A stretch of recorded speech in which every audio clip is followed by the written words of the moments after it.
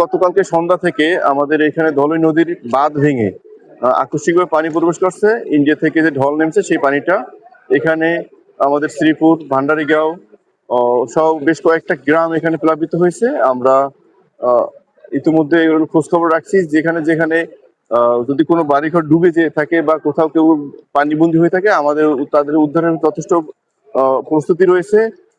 যদি কোথাও কারো আশ্রয়ের প্রয়োজন হয়, আমাদের আশ্রয়ন বলতে এখানে আমাদের স্কুলগুলো রেডি আছে, যেখানে আমরা ইমার্জেন্সি ব্যবহার করতে পারবো। পশু বা অন্য কোনো প্রাণী যদি কোনো ক্ষতিগ্রস্ত হয়, সেটাকেও আমরা উদ্ধার করতে পারবো। এছাড়া যদি কেউ পানিবন্দী হয়ে খাদ্য সংকট তৈরি হয় বা কারো যদি কোনো অসুবিধা, আমাদের শুকনো খাবার প্রস্তুত আছে, আমরা ইমিডিয়েটলি শুকনো খাবারগুলো দিতে পারবো। এক্ষেত্রে আমাদের জেলা প্রশাসন সার্বিক সহযোগিতা অব্যাহত রয়েছে। ত্রিপুরা রাজ্যে অতি ভারী বৃষ্টিপাত সংঘটিত হয়। এই কারণে মৌলভীবাজার যে প্রধান নদী ধলাই এবং মনু, দুটার পানি আমরা সকাল 9টা রিডিং অনুযায়ী মনু নদীর পানি বিপদসীমার 55 সেন্টিমিটার উপর দিয়ে এবং ধলাই নদীর পানি বিপদসীমার 33 সেন্টিমিটার উপর দিয়ে প্রবাহিত হচ্ছে। ইতিমধ্যে আপনি জানেন ধলাই নদীর একটা স্থানে বাঁধ ভেঙে কিছু এলাকা নিম্ন এলাকা প্রভাবিত হয়েছে এবং মনু নদীতে এখনো পর্যন্ত কোনো জায়গায় বাঁধে কোনো ক্ষতি হয়নি।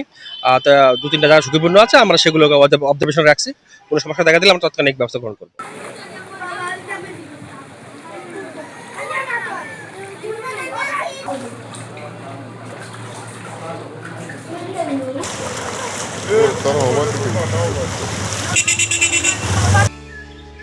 জায়গা কেনার পর কোনোদিন ভাবিনি বাড়ি দেখে যেতে পারবো।